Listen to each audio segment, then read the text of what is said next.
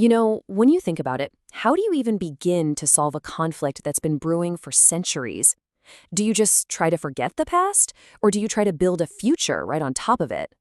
Well, in this explainer, we're going to trace a line all the way from Ireland's deep, ancient history right up to one of the most incredible peace deals of the 20th century. We're going to see just how the past didn't just disappear, it actually shaped the path to peace. Now, these are the words that open the Good Friday Agreement. And this isn't just dry legal text, it's so much more. It's a real acknowledgement of pain, and at the same time, it's a promise of a new beginning. This document looked that legacy of suffering right in the eye and basically said the only way to truly honor the past is to build a totally different future. So that's really our big question here. What did this fresh start actually look like on the ground? And to get why it was so desperately, urgently needed, we can't just start in the 20th century. Nope, we have to go back, and I mean way back.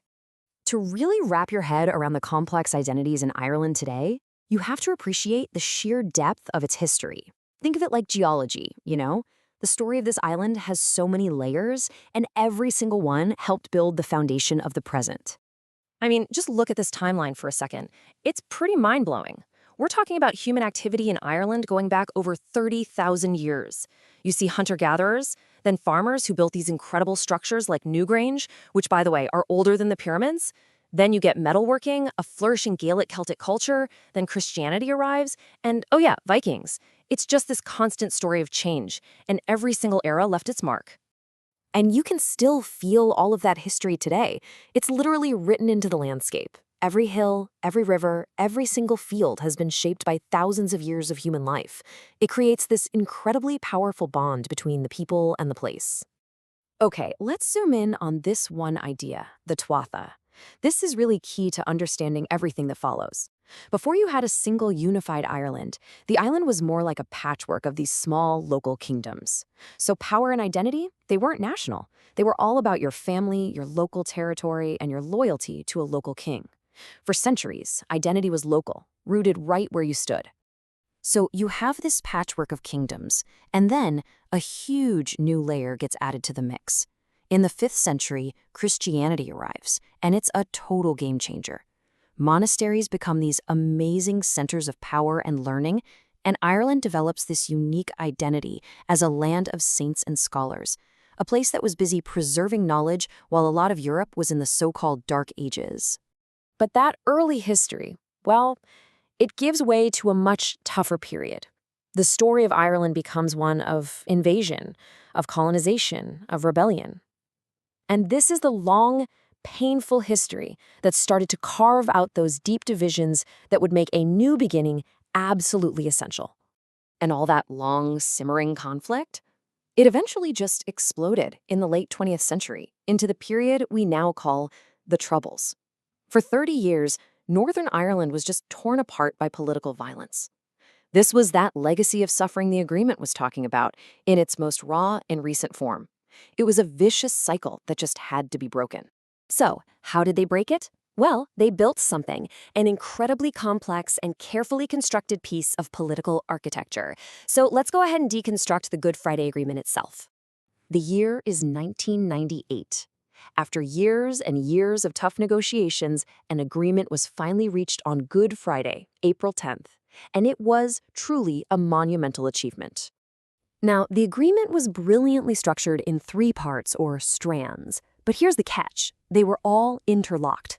Strand 1 dealt with how Northern Ireland would govern itself. Strand 2 focused on the relationship between Northern Ireland and the Republic of Ireland. And Strand 3? That was all about the relationship between the whole island of Ireland and Great Britain. It was like a 3-legged stool. You couldn't have one without the other 2.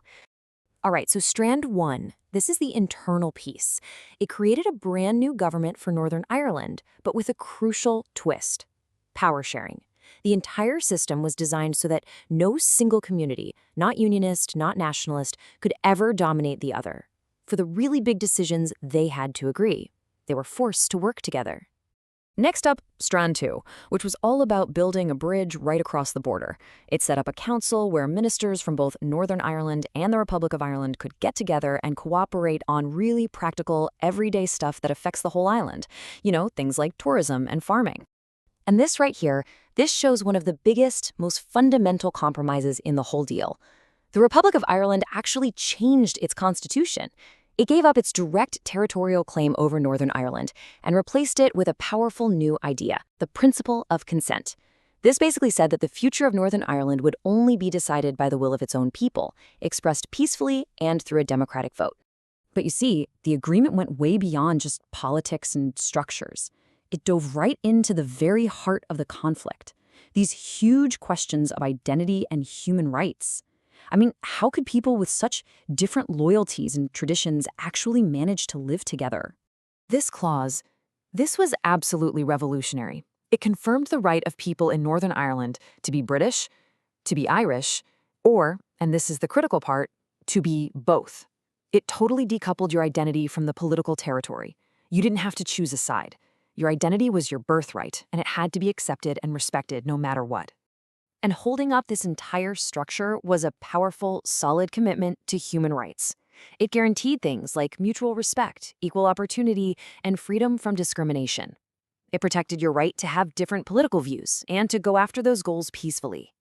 It even protected linguistic diversity, acknowledging how important both the Irish language and Ulster Scots traditions are to the culture. So, in the end, the agreement was never about erasing the past. It was actually the opposite. It was about acknowledging all of it, the complex, the painful, the ancient layers, and using that understanding as the very foundation for a new, shared, and peaceful future. It is, for sure, a fragile peace, but it's an enduring one. And that leaves us with a final thought. The Good Friday Agreement offers one possible answer to this enormous question. How do you build a shared future on a foundation of ancient history? Well, maybe it's by recognizing that history doesn't have to be a weapon that divides us. Maybe it can be a story that we all share, even if we all see our own place in it a little differently.